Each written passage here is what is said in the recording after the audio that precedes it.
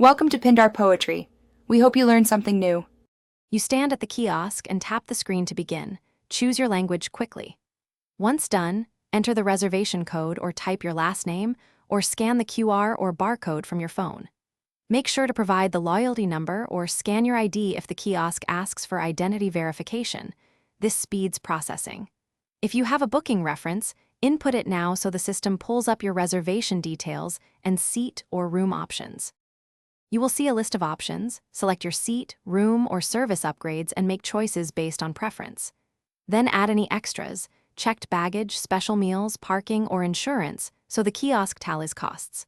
Once selections are made, review the charge summary carefully and pick a payment method: card, digital wallet, or voucher. Confirm payment and wait for the processing screen. Make sure the kiosk prints or emails your receipt and any tags or tickets. You finish by printing your boarding pass, room key, or receipt. Collect any printed baggage tags and place them on luggage immediately. Once tagged, follow the on-screen directions for bag drop-off or head to security or reception. If the kiosk fails, screen freeze, no print, or error, restart the kiosk and try again. If problems persist, use the mobile app to check in or flag a staff member for assistance so you don't miss deadlines or lines.